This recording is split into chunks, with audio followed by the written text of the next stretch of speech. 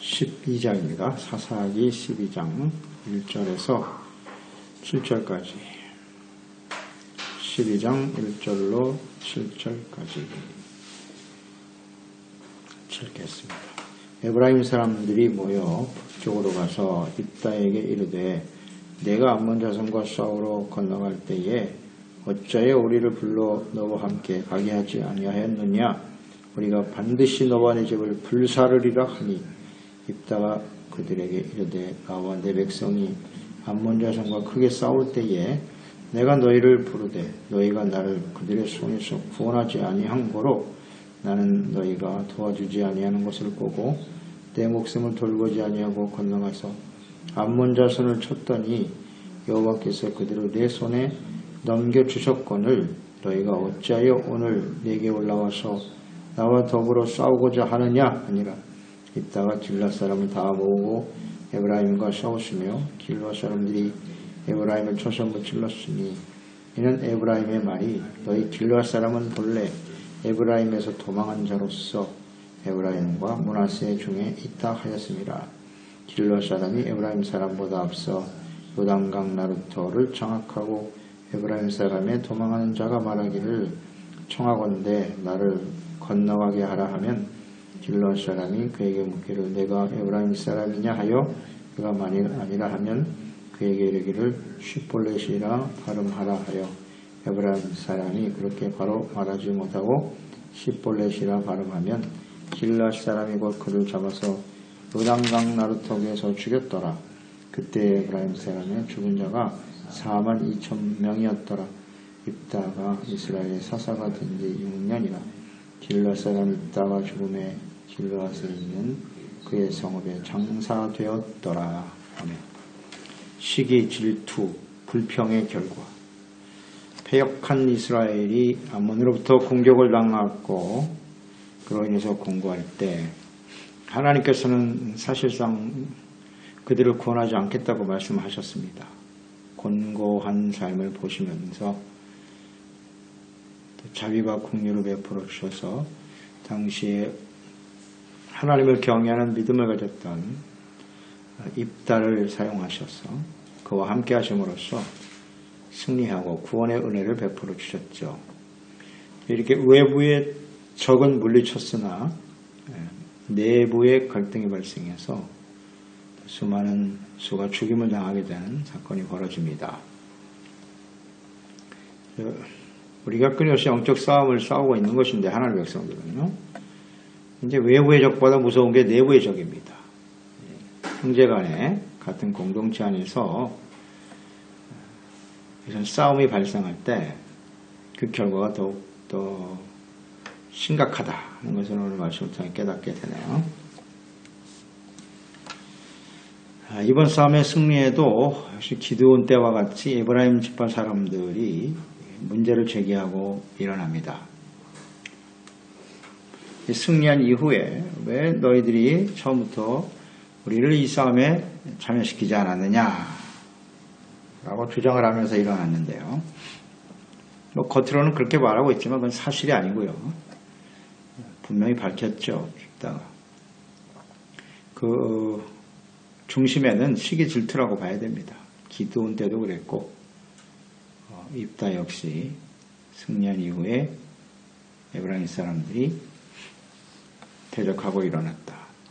그러니까 에브라임과 므낫세는 같은 요셉 지파, 형제 지파죠. 형제 지파. 요셉 지파에 속한. 근데 에브라임을 장자로 세웠단 말이에요. 그러니까 므낫세가 이렇게 쓰임받는 것을 시기 질투하는 겁니다. 에브라임이 이스라엘의 장자 지파다. 모든 것이 우리를 중심으로 움직여야 되는데 므낫세 지파 사람이 일어나서 머리가 되었으니 자존심이 상한다는 거죠. 시기 질투. 이게 원인이라고 봐야 되죠. 그래서 그 영광은 당연히 자신들이 누려야 된다고 생각하는 지극히 이기적이고 교만한 사람들이라고 봐야죠.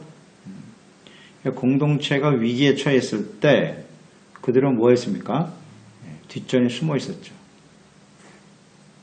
승리하고 나면 일어나서 자신의 영광을 나타내고 또 머리를 세우고 공을 세운 헌신한 사람들을 트집을 잡아 갈등을 일으키는 이런 류의 사람들이 바로 에브라임 사람들이죠.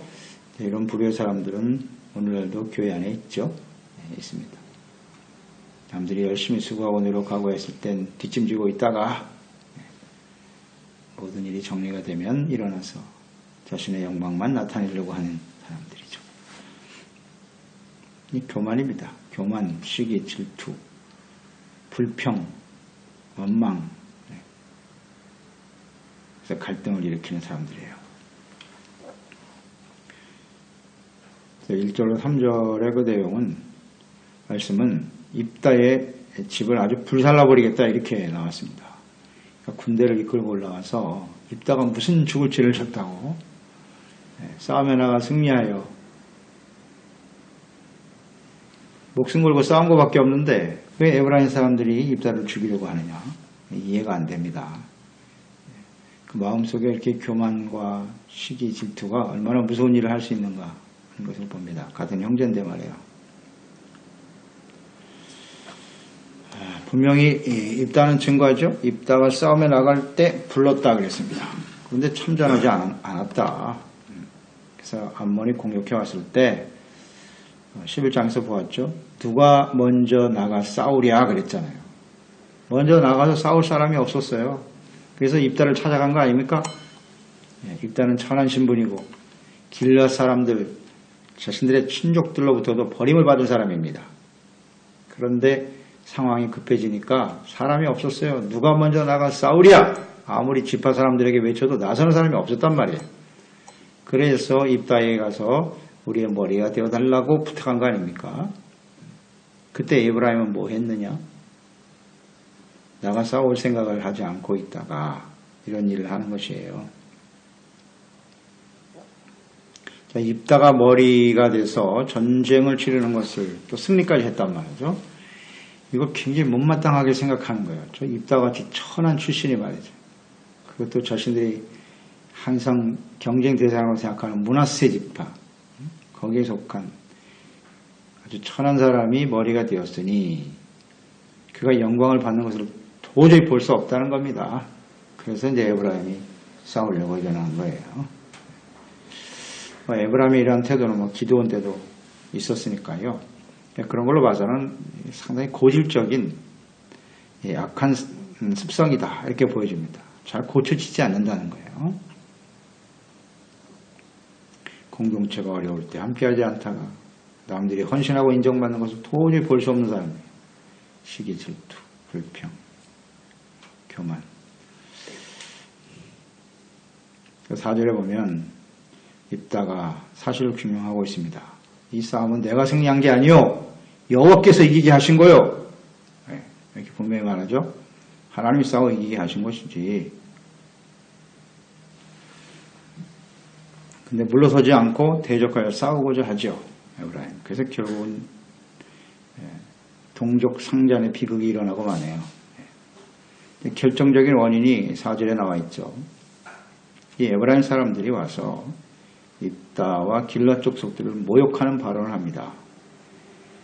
그들이 말하기를 길앗 사람들은 원래 에브라임에 속한 사람들이었는데 거기서 도망쳤다. 도망쳐 나가서 에브라임과 므낫세 사이에서 왔다 갔다 하는 비루한 족속이다. 이렇게 길앗 사람들을 폄훼하는 말을 했어요. 이게 결정적인 전쟁의 원인이죠.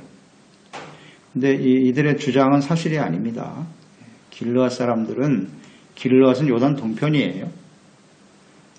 요단 동편에 위치한 곳이란 말이에요. 원래는 므낫세 지파에 속한 사람들로서 요단 동편에 사는 사람들이죠. 요단 동편을 차지한 사람들이 루벤 지파와 갓 지파와 므낫세 반 지파잖아요. 에브라임 사람들은 요단 서편에 자리 잡고 있다고요. 그러니까 에브라임과 길앗 사람들하고는 아무 상관이 없어요. 상관이 없는데 이런 식으로 폄하하는 거죠. 길앗 사람들을 너 그렇게 비루한 족속이 지도자가 되고 영광을 받는 것은 도저히 참을 수 없다는 겁니다. 이렇게 거짓말을 하고 상대를 폄하시키면서 대적하고 일어나니까 이 입다와 길랏 사람들이 도저히 참을 수가 없었어요. 그래서 결국 전쟁이 발발하고 맙니다. 이제 전쟁이 일어났어. 싸움이 일어났는데, 자, 이 싸움에 누가 이기겠느냐? 우리는 보면 알죠. 항상 이 싸움이 일어날 때는 간단해요. 하나님의 백성들 가운데 일어나는 싸움은요, 그 명분은 언제나 의입니다. 의.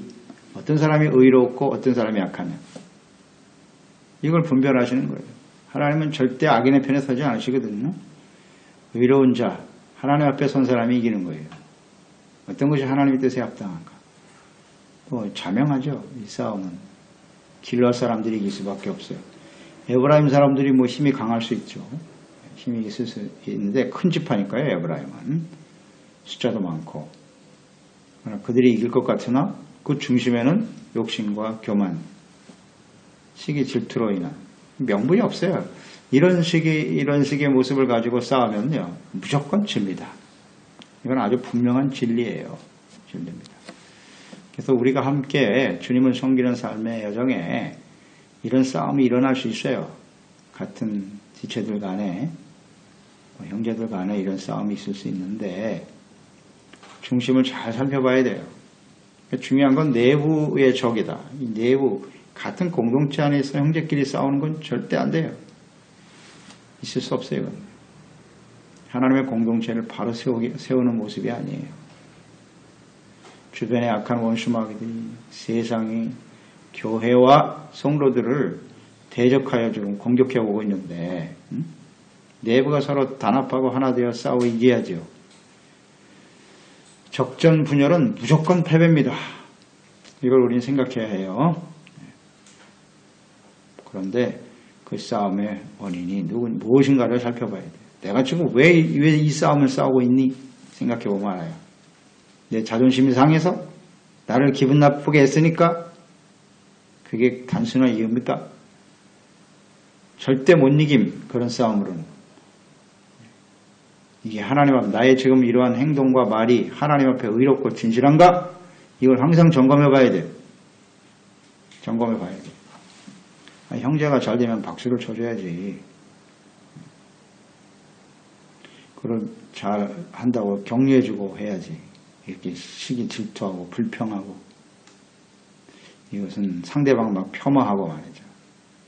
이런 식의 모습을 가지고 있으면 절대 이길 수 없습니다. 에브라임의 억지죠. 교만이고요. 결국 지죠. 그래서 길랏 사람들이 이겼습니다. 입다와 길랏 사람들이 먼저 요단강 나루턱을 선점하게 되었습니다. 길랏은 동편이고 에브라임 사람들은 서편이잖아요. 요단강을 건너가야 돼요. 먼저 선점했어요. 그리고 에브라임 사람들이 돌아가려면 반드시 요단강 나루턱을 건너가야 되죠. 거기 딱 진을 치고 에브라임 사람들을 선별해냅니다. 선별해냅니다. 근데 패잔병들이니까 실패할 도망가는 사람들이니까 다 속이려고 했겠죠. 속이려고 했으나 길랏 사람을 분별하는 방법이 있었다. 그것은 이제 발음이 달랐다. 바로. 그러니까 이 에브라임 사람들은 십볼렛이라고 하는 이 발음을 제대로 못해요. 십볼렛인데 이들은 십볼렛이라고 발음한다. 원래 십볼렛이라고 하는 이 단어의 뜻은 큰 물이다. 그런 의미도 있고요. 곡식 혹은 이삭이라는 뜻도 갖고 있네요. 근데 이 발음이 서로 달라요. 쉽게 말하면 경상도 사람들이 쌍쇼 발음 잘못해요. 쌀을 살 그러잖아요. 이런 거죠. 발음 차이가 있어요. 지방마다. 이걸 가지고 분별해내는 거죠. 그래서 결국 거기서 거의 다 죽었어요. 속일 수가 없죠. 속일 수가 없어요. 그래서 죽은 사람이 몇 명이다? 42,000명이 죽임을 당했다. 그랬어요. 이 42,000명이라고 하는 것은 모든 장정들이 거의 다 죽었다고 봐야 되는 거예요. 우리가 민수기 같은 데 보면 이스라엘 백성들 싸움에 나갈 20세 이상의 장정들을 계수하지 않습니까? 그때 숫자가 보통 4만 명 이 정도예요. 3만 명이 되는 지파도 있고 많은 지파는 4만, 5만 이렇게 되기도 하는데 지금 에브라임 사람들 이 정도 숫자면 거의 모든 장정이 죽었다고 봐야 됩니다. 네. 심각하죠. 네. 거의 다 죽었어요. 싸움에 나온 사람들. 이런 걸 보아서 이제 교훈을 얻게 되죠. 시기, 질투, 불평하고 일어나는 거, 이게 얼마나 심각한 죄인가를 알아야 돼요. 이건 다 육체에서 나오는 거죠. 육체에서 나오는 겁니다. 그래서 이러한 모든 육체로부터 나오는 죄악된 요소들은요, 사형에 해당한다. 이렇게 성경에 나와 있잖아요. 갈라디아서 5장 19절에도 나오고, 로마서 1장에도 있고, 이건 사형에 해당한다 그랬어요. 육체로 일어나는 죄의 삭은 사망입니다. 사망. 그 결과는 뭐 틀림없죠. 이것을 잘 보여주는 대목이에요. 사망이다. 그 중심에는 하여튼 교만이 뿌리가 되는 거예요. 죄악의 뿌리는 완전히 교만과 욕심이거든요. 이걸로 인해서 시기 질투하고 불평하고 일어나는 거죠. 남이 잘 되는 건 도저히 못 보겠다는 거예요. 이게 얼마나 위험한 생각인가. 반드시 죽습니다. 자기만 죽는 게 아니라 모든 사람이 죽는 거예요. 공동체를 또 완전히 절망 가운데 몰아넣는 거죠. 이런 일이 벌어지더라. 이런 것을 묵상하게 돼요. 우리 마음속에 절대로 이런 생각이 일어나지 않도록 일어나죠. 일어나는데 이것을 죄로 하나님 앞에 시인하고 고백할 줄 아는 사람이 돼야지요. 그래서 입다가 사사로 있었던 기간이 6년이라고 나와 있네요. 6년 동안 사사로 있다가 죽었다 그랬어요. 매우 짧아요. 매우 짧아요. 그래서 입다가 나이가 많아서 죽었을까? 뭐 여러 가지 생각을 하게 되는데요. 다른 묵상을 해보면 무남 동료 외딸이잖아요.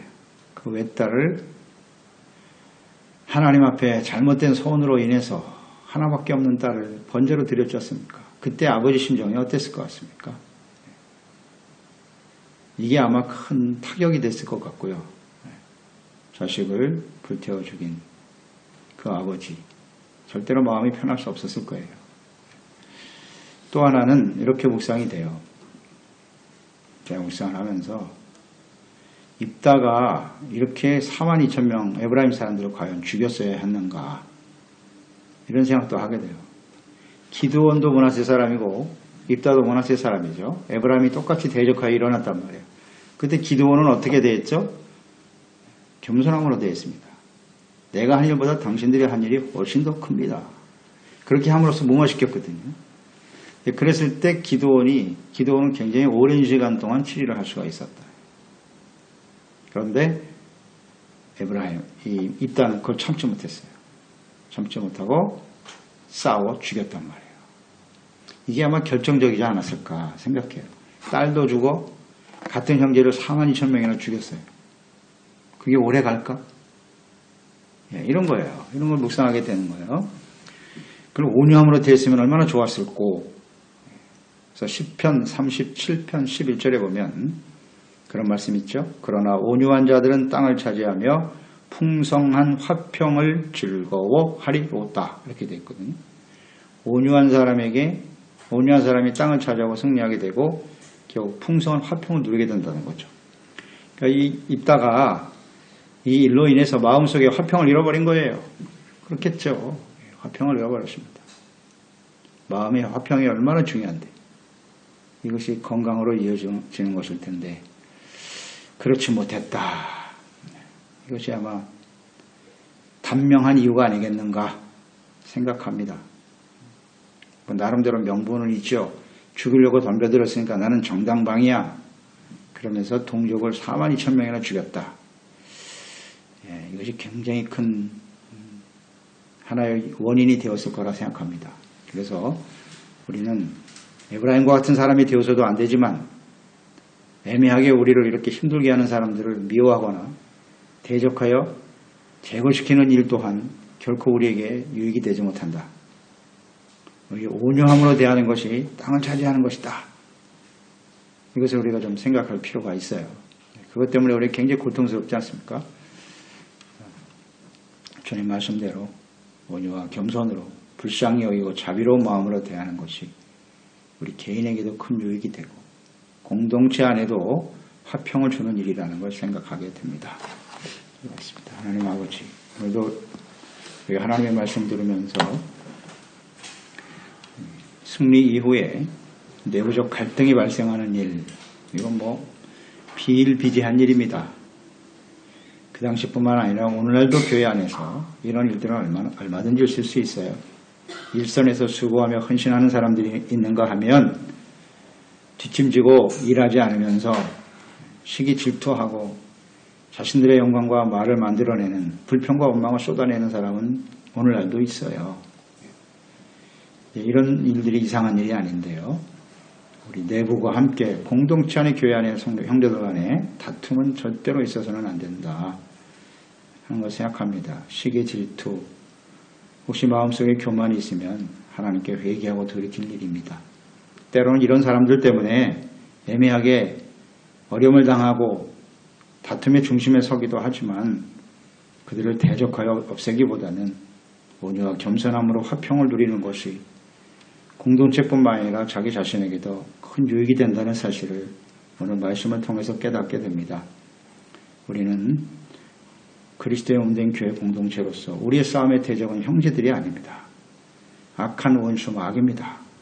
세상과 죄와 싸워야 된다는 것을 항상 잊지 말고 우리가 끝까지 주님 옆에 서는 그날까지 승리하는 그날까지 마음을 같이하여 하나님의 나라와 뜻을 이루어가는 저희들이 되게 하여 주시옵소서. 예수님의 이름으로 기도드리옵나이다. 아멘. 12장입니다. 사사기 12장 1절에서 7절까지 12장 1절로 7절까지 읽겠습니다. 에브라임 사람